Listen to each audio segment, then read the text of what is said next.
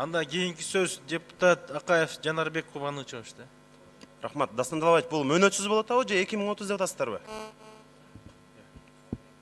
Бул азыр мен мөөнөтсүз деп атам. Бирок бизгече макулдаштык 10 жылга узартайлы деп атабыз да. Жок, 10 жылга эмес, муну мөөнөтсүз эле кылыш керек негизичи. Анткени бизде Көпчүлүккече ушуну айтты да, көпчүлүк депутат. Мөөнөтсүз кылыш керек да, бул эмне? Мисалы, ал терроризм башка деген шылтоо. Терроризм, коопсуздук, ал баягы диктатуралык өлкөлөргө мүнөздүү көрүнүш да. Биз мындай кылсак террористтер кирет, анан башкалар кирет деп, биз Кыргызстан ошол Грузия сыяктуу эле ачык өлкө болушубуз керек. Туризмди дагы тартышыбыз керек, башкасына тартышыбыз керек.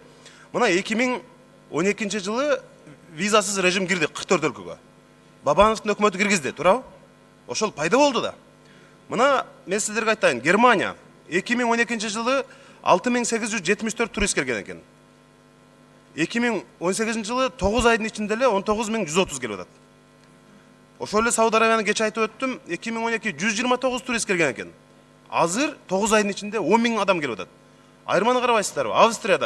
Австриядан Кыргызстанга келгендердин саны 3 эсе өстү. Түштүк Кореядан келгендердин саны өстү. Франциядан келгендердин саны баарын карасаңыз 3 эсе, 4 эсе, 5 эсеге чейин өстү. Бул мындай сөзсүз колдой турган мыйзам. Анткени келген ар бир турист жок дегенде $500 таштап кеткен күндө дагы биздин карапайым жарандарга бул чоң жардам болот. Анан өкмөттүн мындай бюджеттин капчыгын толтура турган негизги бир приоритеттүү багыттардын бири катары көрүшүбүз керек. Бул жерде мына чек ара кызматынын жетекчиси отурат, полковник Уларбек Шаршеев мырза, өкмөттөн, бажыдан сиздер отурасыздар.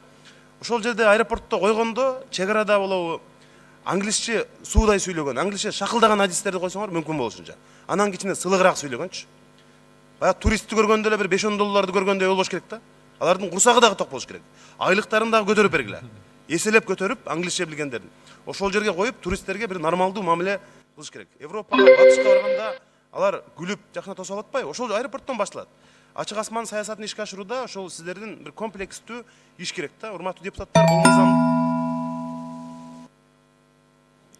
10 секунд бергиле.